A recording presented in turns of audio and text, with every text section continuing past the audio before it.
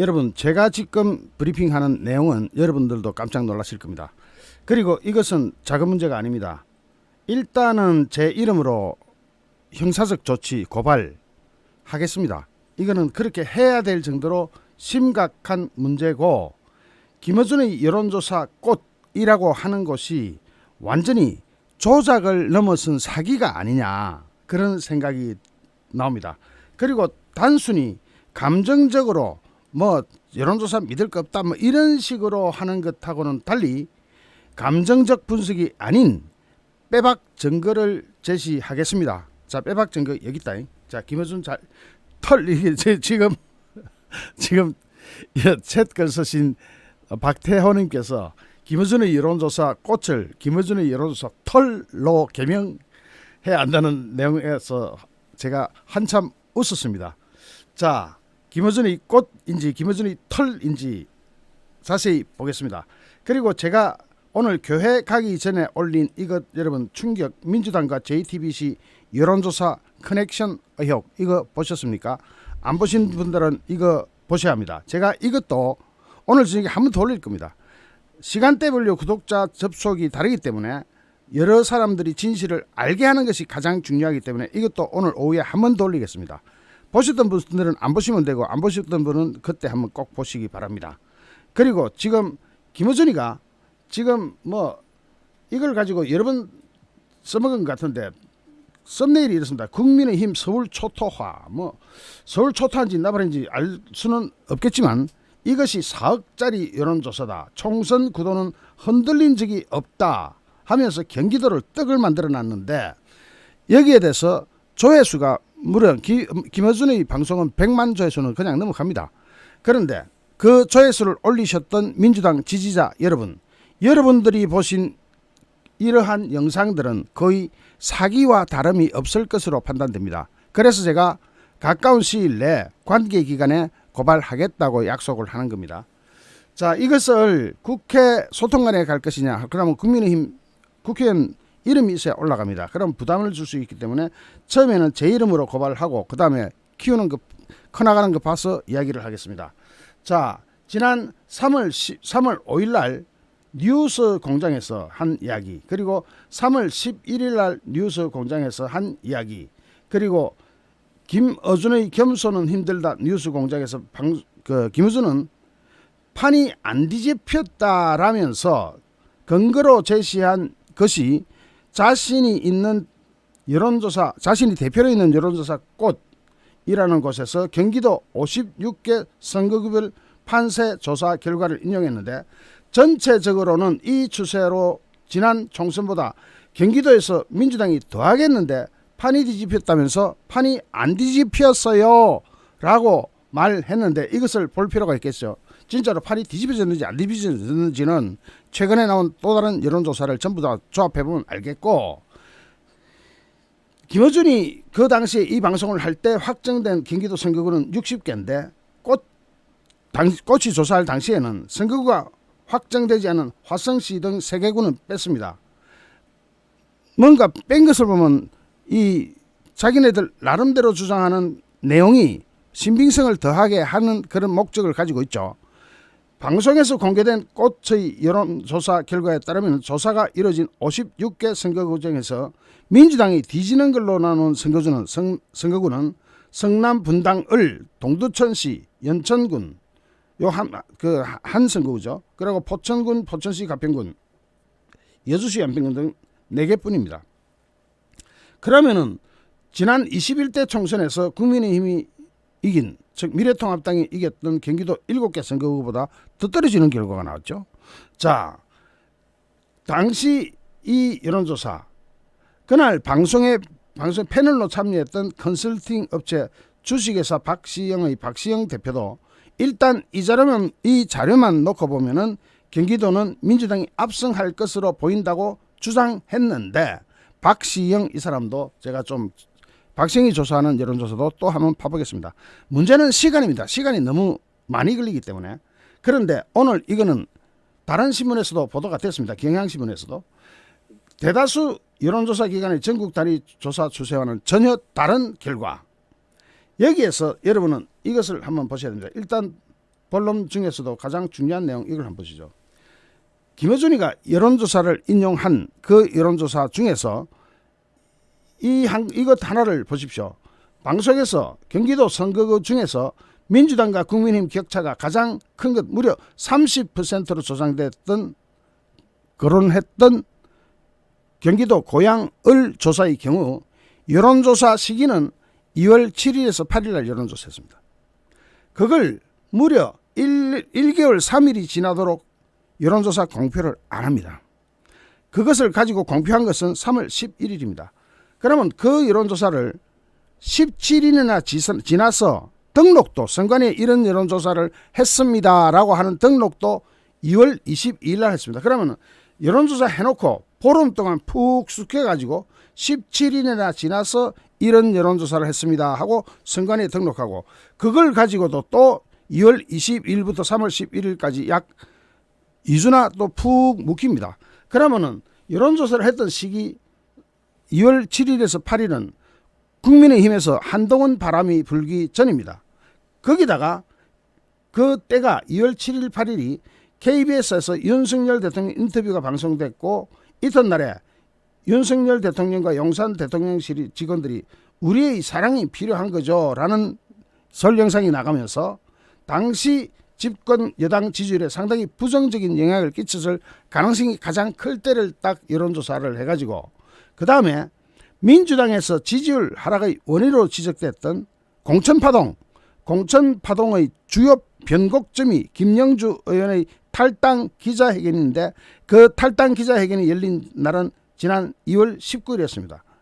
그러면은 탈당 기자회견이나 민주당에서 공천파동이 일어나기도 전에 한 여론조사, 자, 두 가지죠. 국민의힘 한동훈 바람이 불기 전에 했던 여론조사, 그리고 김영주 의원 탈당 기자회견이 일어난 시점보다 그 전에 했던 여론조사, 임종석의 공천 배제가 최종 결정된 건 2월 17일입니다. 그보다 20일 전에 여론조사를 묵혀둡니다. 그러다가 가장 이 국민 여론을 사기치기 좋은 국민의힘이 막 바람이 일어나고 성세가 일어나니까 한 달도 전에 했던 여론조사를 터뜨리는 이거는요 완전히 여론 조작이 아니라 이거는 사기입니다. 그냥 여러분 여론이 얼마나 총선 때 여론이 얼마나 바쁘게 바뀌는데 게다가 민주당이 지금 박살이 나고 있는 그런 사건이 터지는데 거기다가 국민의힘에서 한동훈 바람이 불기 시작했는데 그것도 전에 했던 여론조사를 딱 가지고 있다가 무려 1개월 3일이나 지나가지고 팡, 이것은요 그야말로 대국민 사기극에 준하는 겁니다. 그럼에도 불구하고 김어준은 뉴스 공장에서 여론조사 수치가 많아봐야 몇백 개라는 거죠. 우리는 24,000개라는 겁니다.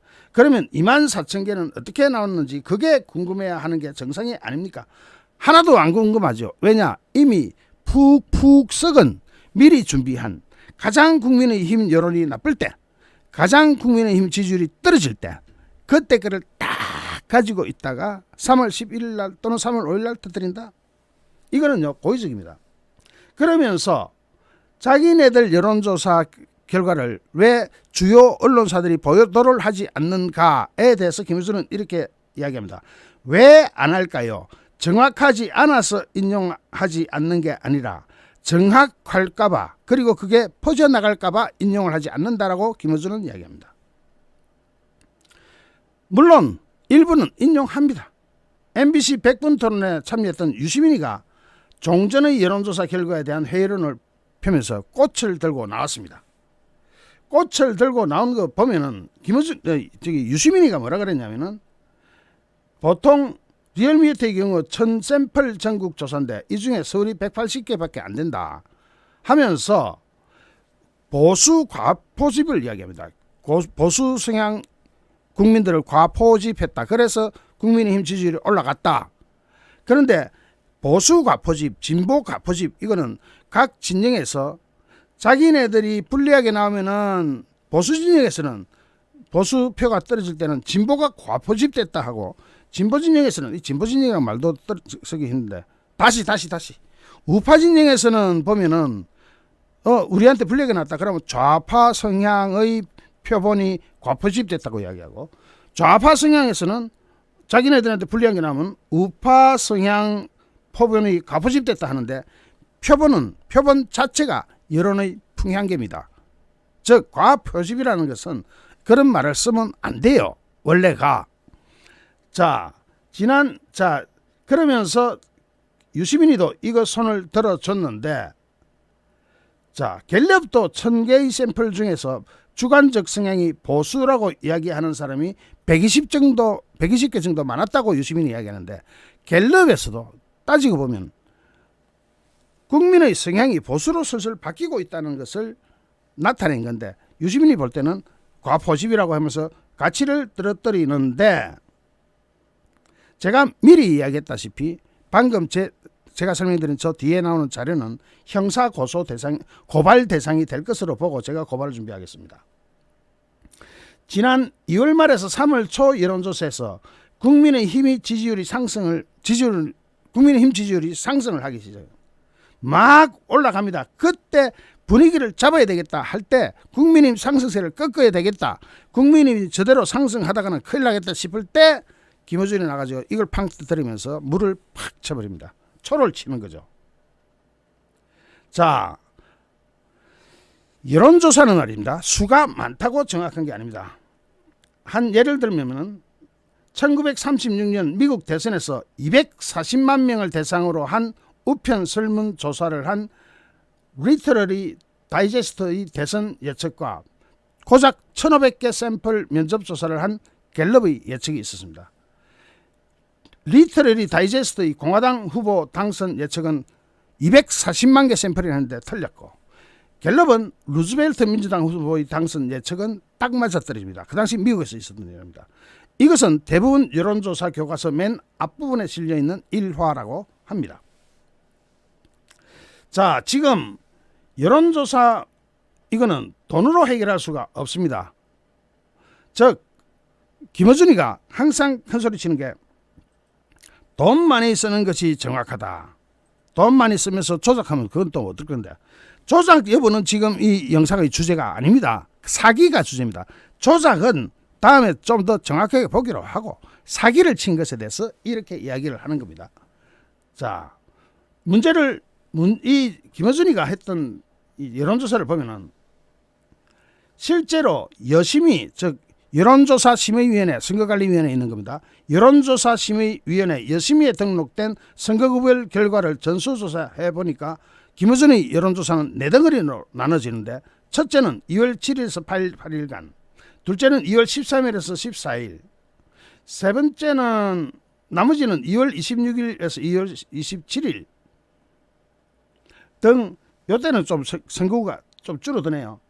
자, 여기서 지금 방금 2월 7일에서 8일 실시된 여론조사, 특히 경기도를 완전히 썰었다고 하는 여론조사 결과는 2월 7일에서 8일 날 여론조사를 했고 3월 11일 날 공표를 합니다. 한 달 3일 전의 여론조사 데이터를 가지고 마치 지금 여론조사 한 것처럼 사기를 쳐버렸습니다. 여론조사 꽃은, 조사는 기획 단계를 거쳐서 각 지역의 판세에 대해서 조사를 진행했고, 그것을 큰 지도로 그려서 보여주는 것을 목표로 진행됐고, 일정은 내부 사정에 맞춰 진행한 것이다 라면서 선거구별로 조사기간이 한 달 이상 벌어지면서 조사와 발표 시점에서 판세 차이가 나타날 수 있느냐 하는 기자의 질문에는 답변을 하지 않고 있습니다. 한 달 전에 여론조사를 지금 한 것처럼 사기를 치는 것이 이상하지 않느냐라는 기자의 질문에는 답변을 하지 않았다는 겁니다. 자, 지금 현재 요거는 제가 어제하고 아까 아침에 분석해드린 민주당과 JTBC의 커넥션, 여기는 주로 커넥션을 다뤘고, 커넥션하고 이쪽은 여론조사 발표 시기를 사기를 쳐가지고 마치 3월 11일 날 판세가 다 뒤집어졌는데, 판세가 뒤집어지기 전에 것을 미리 한 달 3일 전에 해놓은 것을 가지다가 사기를 친 것은, 이건 분명히 고의성이 있다고 밖에 볼 수가 없는 겁니다. 더군다나 민주당 공천 파동으로 전국의 민주당 지지율이 쫙쫙 다 빠졌는데도 괜찮다? 또 국민의힘에서 한동훈 비대위원장이 전국을 쓸면서 바람을 일으키고 있는데 그것이 한동훈 바람이 불기 전에 했던 여론조사를 가지고 6월 7일 8일 했던 그 바람 불기 전에 겁니다.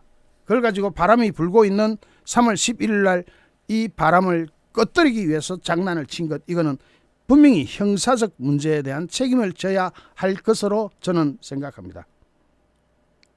자, 지금 저는 이거 그냥 넘어갈 수 없습니다. 선관위에다 하든 검찰 또는 경찰에 반드시 형사 고발을 해가지고 책임을 묻겠습니다. 총선 때나 대선 때가 되면 여론조사 기관들이 막 설칩니다. 그런데 그 여론조사 기관을 우리는 거의 대부분, 특히 중도층은 많이 신뢰를 합니다. 분위기가 이렇게 가니까 나도 좀 생각해 볼까. 흔히 말하는 컨벤션 헛간이, 밴드웨건 헛간이, 이런 게 여론조사 결과 수치에 많이 따라갈 수도 있습니다. 그런데 여론조사가 아니라 여론조작 냄새가 난다면 이것을 어떻게 해야 하는가. 단순히 저기는 숫자가 이상하니까 여론조작일 거다, 이거 가지고는 말도 안 통합니다. 그러면 남을 설득할 수가 없어요. 제가 최근에, 어제 제가 밤 꼬박 샜습니다. 문화일보에서 여당이 낙동강 벨트 탈환에 먹구름이 쳐졌다, 서병수, 김태호, 조혜진이 고전하고 있다 라는 기사를 제일 먼저 이제 요거 보면서 출발했습니다. 의혹이 생기기 시작했죠. 김두관이 무려 몇 프로냐, 7%가 앞서고 김태호가 7%가 뒤진다? 이거 많이들 보셨을 겁니다. 낙동강 벨트가 마치 무너진 것처럼. 여기 보니까 문화일보가 인용한 여론조사 기관을 보니까 JTBC가 메타보이스에 의뢰해 이렇게 나와 있습니다. 그렇다면은 JTBC의 여론조사 결과 수치가 거의 전 언론기관이 다 받아쓰고 있다. 그러면 JTBC가 메타보이스에 의뢰했다는데 이 두 개를 찾아볼 수밖에 없겠죠.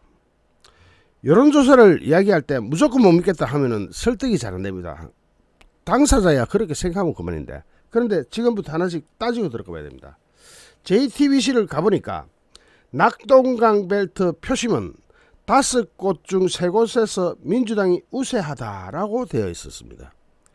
그런데 그 숫자를 막상 보니까 튀어도 너무 튀는 겁니다. 자, 요게 JTBC가 낙동강 벨트를 조사한 건데, 여기 보면은 사상구만 빼고는 나머지 다 작살이 나는 것처럼 나옵니다. 특히 김태호가 도전한 김두관의 지역은 마이너스 7%가 나오는데 다른 여론조사 기관에서는 그렇게 나오질 않습니다. 제가 여론조사 결과 수치를 거의 외우다시피 매일 쳐다보면 이제 사람이 그렇게 돼요. 대충 어디는 누가 이기고 있고 지고 있고 이걸 대충 알아요. 그런데 이거 튀어도 너무 튀었다, 여론조사가 가끔 잘못 나올 수는 있습니다. 그걸 튀었다고 해요. 튀인 게 아니다, 이거는 뭔가 고의적이다. 물론 이 숫자는 한동훈 비대위원장이 부산에 방문하기 하루 또는 이틀 전의 수치라서 한동훈 비대위원장이 방문하고 나면은 물론 달라질 여론조사입니다. 바람이 일어나기 전이니까. 그런데 바람이 일어나기 전이라 해도 이건 너무 튀었다, 좀 심하게 튀었다라는 생각이, 처음에는 장난친다라는 생각을 하지 않고 단순히 이건 좀 튀었다라고 제가 판단을 했습니다. 그런데 튀었는가라고 보니까, 자 보십시오. 다른 데는 양산을에서 김태호가 앞서죠. 이게 조선일보, TV조선이 K-스탯 리서치에 의뢰해가지고 조사한 것에 의하면은 김태호가 41, 김두관이 39로 김태호가 2% 이기죠. 그런데 여기서는 마이너스 7%다. 튀었다. 이걸 튀었다고 볼 수 있느냐? 자, 또 다른 여론조사에서는 MBC에서는 김두관 대 김태호가 43대 43으로 동률이 나온단 말입니다. 동률이 나오는데 이게 여기서 이렇게 7%가 김태호가 뒤질 수가 있느냐? 자, 여기서 YTN이 또 하나 튀고 있습니다. 이것도 제가 조사를 할 텐데, 또 다른 여론조사를 보면 김태호가 47.3, 김종관이 41.1. 김태호가 몇 프로 앞선다? 무려 김태호가 6.2%나 앞서고 있는데, 김태호가 6.2% 앞서고 있는데 여기 어떻게 나왔다? 마이너스 7%가 나왔다. 튀었을까 아니면은 조작했을까? 이걸 가지고 파고 들어가기 시작해봤습니다. 그래서 지금 국민의힘 갤러리라는 데가 있습니다. 젊은 사람들이 노는 데인데, 여기에 가보면은 153석 플러스 알파를 얻을 수 있다는 민주당이라는 제목으로 누가 이거 글을 썼어요. 민주당 플러스 JTBC 플러스 메타보이스 커넥션 이제 나왔네 라는 글이 있어서 자세히 읽어봤습니다. 처음에는 읽어보는 데서 출발했죠. 153석 플러스 알파를 얻을 수 있다는 민주당의 발표 사진에 요 밑에 보면은 민주당 한병도라고 되어 있고, 한병도라는 이름 위에 전략본부장이라고 되어 있습니다. 자, 보이시죠? 사진에. 그 사진이 이야기하는 것은 한병도는 현직 민주당 국회의원이고 지역구는 전북 익산을이고, 한병도가 위원장으로 있는데 그 바로 더불어민주당 전략기획위원회 부위원장이 누구냐니까 홍준일이라고 나오죠. 홍준일이라는 사람이 메타보이스 고문으로 있는 겁니다. 자, 이럴 리가. 그러면은 메타보이스가 JTBC랑 하는 거는 그냥 민주당이 하는 거랑 마찬가지네. 자, 왜냐? 민주당 전략기획위원회 위원장이 현직 민주당 국회의원 한병도고, 그 바로 밑에 부위원장으로 홍준일이가 있는데, 홍준일이가 메타보이스 고문이다. 정치 분야 고문이다. 자, 여기서 출발을 해가 들어갑니다. 출발을 해가 들어가 보니까, 자, 또 다른 사람이 글을 올린 게 있습니다. 메타보이스 조사는 민주당 전 보좌관 플러스 전력위원이 하고 있다. 요 제목 부분은 제가 정확하다고 이야기 드리긴 힘듭니다. 제목 자체는 좀 잘못 오인하고 썼을 수도 있습니다. 여기도 마찬가지로 고문 홍준일이 메타보이스에 나오죠. 그런데 여기 보면 특이할 만한 사항이 있습니다. 더불어민주당 동작 이수진 국회의원님 의원님실 시명준 보좌관님과 8월 23일 간담회 할 때 기 제출한 입법 의견서 등 공지사항 해가지고 메타보이스 공지를 이수진도 동작 의뢰 민주당 국회의원이단 말입니다. 자, 그래가지고 이 사람의 그 프로필을 보니까 정치 경력이, 이 정치 경력 이거는 어디냐면은 좀 이따가 소스를 이야기하겠습니다. 소스를 보니까 위원장은 한병도고 현직 민주당 국회의원이고 전북 익산을이 지역구고, 이 사람이 위원장으로 있는데 바로 거기에 민주당 전략기획위원회 부위원장으로 있는 사람이 메타보이스의 고문이다. 자, 여기서 메타보이스 홍준일을 네이버에서 치면 됩니다. 구글에서 치도 되고, 여기 보니까 메타보이스하고 회사 소개라고 되어 있죠. 저 밑에 회사 소개라고 되어 있는데 고문 홍준일이라고 나옵니다. 자, 네이버 메인 페이지에는 고문 홍준일이 나오는데 메타보이스 홈페이지를 가니까 사라지고 없어요. 없어? 그러면 여기에 저기 네이버 페이지에서는 정치 분야 자문역 노현철 고문 홍준일 제가 동그라미 잘못 쳤습니다. 동그라미 좀 이동시켜 놓고 할게요. 잠깐만요.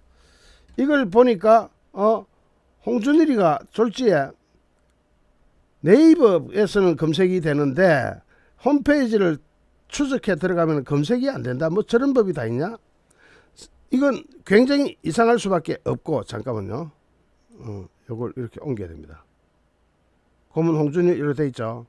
그리고 요것도 이렇게 다시 조정해야 됩니다. 좀 눕혀야 되죠. 자, 그러면은 갑자기 문제가 생길 듯 하니까 지운 것이냐? 그렇다고 할 수도 있고 아니라고 할 수도 있겠죠. 어쨌든 여기 주요 구성원에 들어가 있었는데 최근에 없어진 것은 맞는 것 같습니다. 구글로 조사해봐도 그렇습니다. 왜 없앴을까? 자, 또 보겠습니다. 홍준일이라는 사람의 프로필은, 이거는 저기 어디에 나오냐면 네이버에 제일 위에 홍준일은 누구? 세상을 널리 이롭게 하라.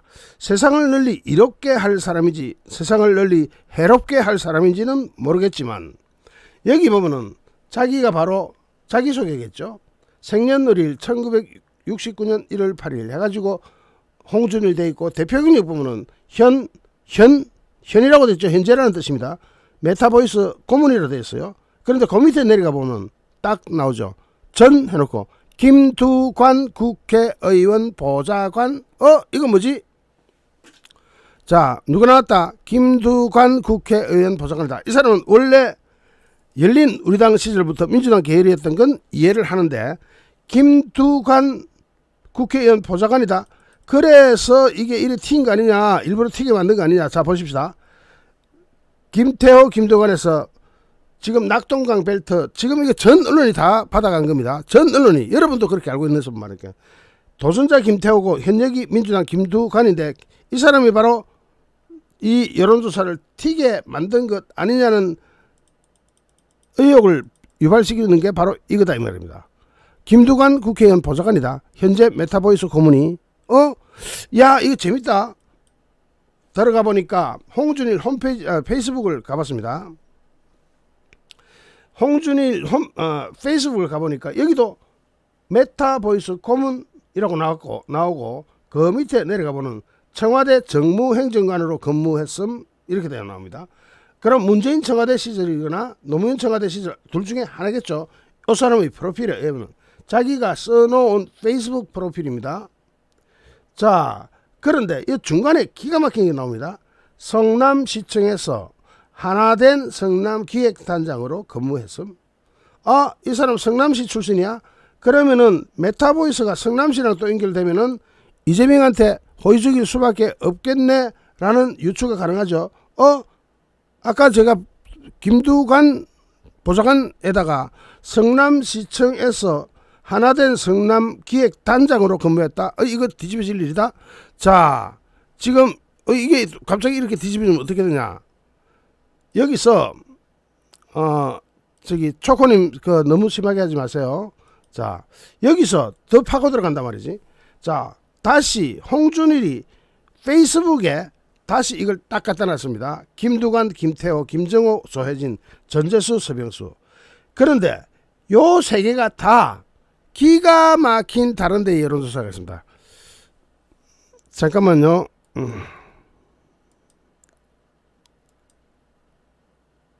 자, 지금 초코님 너무 그러지 마세요. 초코님 그러시면 안 됩니다.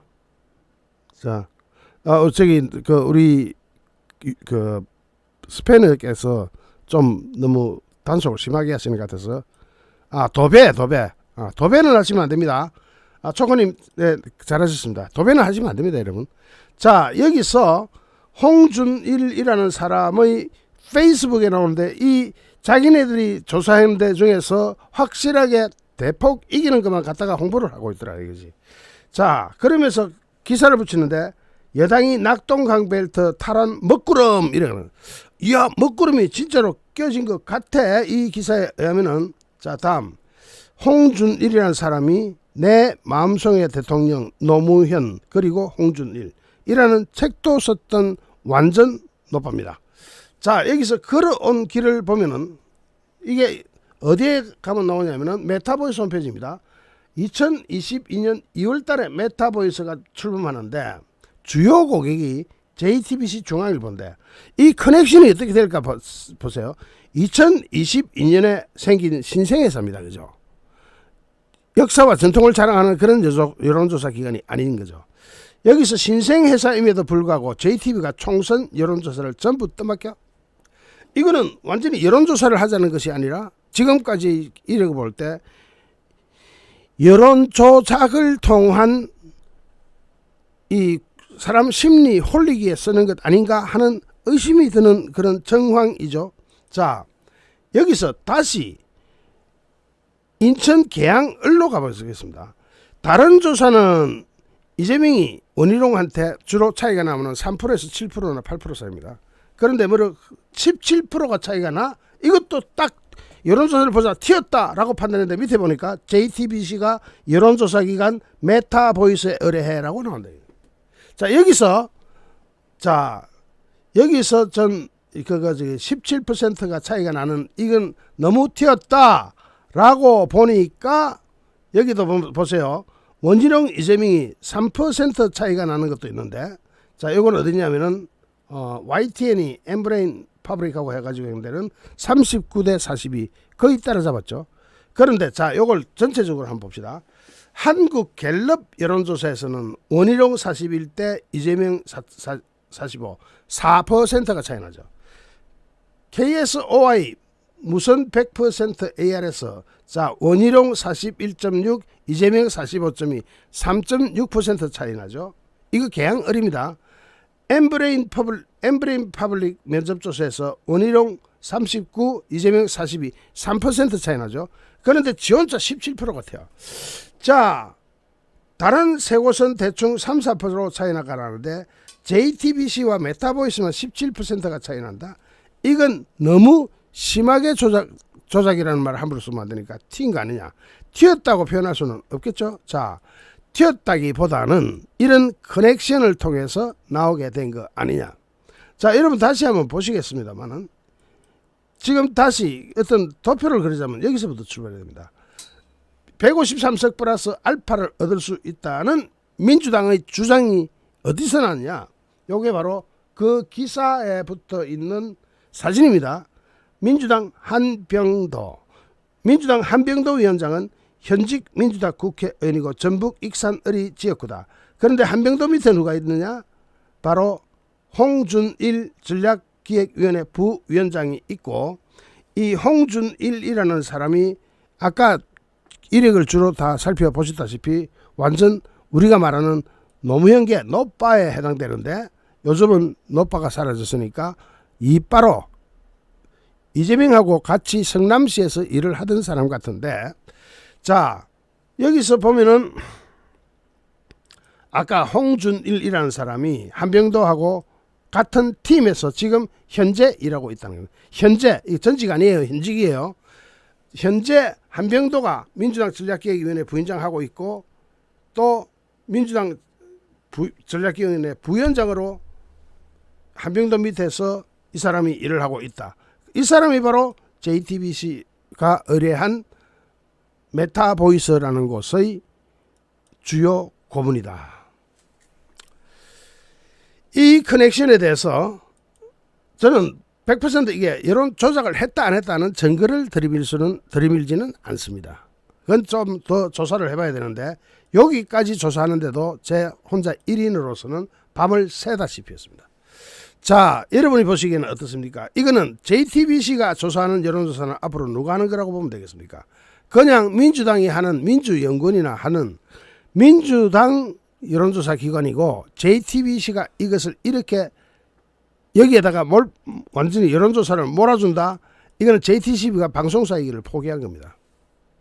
자 요거는 제가 요 방송 끝나고 나서 당에 반드시 이야기할 것이고 그리고 이 기관들 조사해 가지고 여론조사 기관 자체가 인적 구성이 이렇다고 해서 조작을 했다 안 했다를 이야기할 수는 없지만 유달리 격전지에 가가지고 여론조사를 너무 심하게 튀겨버리는 이런 것은 반드시 수사 대상이 돼야 된다는 생각을 가지고 있습니다. 당연히 물론 알리겠습니다. 자 어떻게 다른 데서는 3% 4% 최근에 차이가 나는데 여기 JTBC와 여론조사기관 메타보이스만 인천 계양을에서 원희룡과 이재명이 17%가 차이가 날 수가 있느냐. 자 여러분 상식적으로 생각해 보세요. 여론조사 기관이 제가 3개를 가졌는데 갤럽이 4% 차, KSOI가 3.6% 차, 엠브레임이 3% 차인데 JTBC와 메타보이스만 17%가 차이가 난다. 그러면 6배를 튀깁니다. 최소 5배에서 6배를 조작하거나 튀겠다. 여론조사를 하다 보면 튈 수가 있어요. 여론조사 10번 정도 하잖아요. 아무리 잘하는 데라도 그렇습니다. 10번 정도 하면 한두 번은 튀어요. 여론조사 결과가. 그거는 있을 수 있는 일이에요. 그거 가지고 나무라는 게 아니에요. 이거는 단순히 튀었다라고 보기 힘든 자 경남 양산부터 지금 김두관 그쪽부터 김태호 김두관부터 이재명 원희룡까지 이쪽 조사 이렇게 자기네들이 이슈가 될 만한 지역만 이렇게 동시에 공교롭게도 그런 데만 골라서 튀냐? 그러면 이거는 여론조사가 튈 수가 있다고 제가 분명히 이야기했죠. 여론조사 10번 하면은 10번 쭉 합니다. 한두 번 이렇게 튀어요. 여론조사가. 그건 있을 수 있는 일이라 그러니까. 근데 이거는 튀는 게 아니라는 거예요. 튀는 게 아니라 튀도록 만들었다 또는 튀겠다 라고 의심을 할 수밖에 없는 표차가 나는 겁니다. 이런 수치가 나는 겁니다. 자, 여론조사를 믿는 입장에서 저 정도면 의심할 수도 있겠어요 라고 최근호 님이 적어주셨는데, 단순히 여러분이 어디 가서 이야기할 때 지금 나오는 여론조사 전부 조사기야 이렇게 이야기하면 말도 안 되는 거고, 그렇게 하면 무시가도 소리밖에 안 들어. 그런 게 아니라 이렇게 따지고 들어가 보면은 이거는 있을 수가 없는 여론조사다. 단순히 튄 게 아니다. 자, 분명히 말씀드리지만 제가 수사기관에 의뢰를 하고 싶습니다. 그런데 여기서 수사기관에 의뢰를 하려면은 튄 그 소스를 찾아 들어가야 봐야 됩니다. 어디서 튀었는지. 그거는 시간이 엄청 걸려요.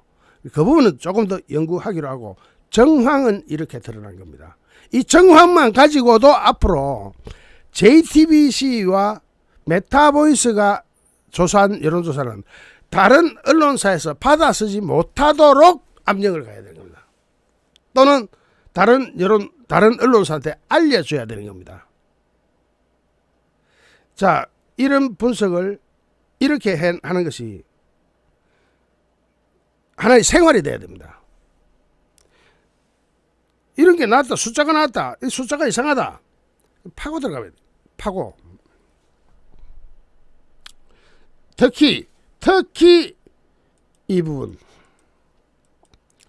이 사람의 이력, 잠깐만요. 이 사람의 이력에서 성남시청에서 하나된 성남기획단장으로 근무했다. 성남시청 하면 누가 생각납니까? 이재명부터 딱 생각나지 않나요? 이재명 성남시장 시절. 그렇게 해서 지금 이런 JTBC와 메타보이스의 수치는 다른 여론조사들과 달리, 다른 여론조사에서는 3% 4% 차이가 날 때 JTBC는 무려 17%가 차이 나는 여론조사 결과를 내놔가지고 국민을 홀리고 있는 현장이 발견되었다라고 보는 게 합리적이고 타당한 의심 같을 겁니다.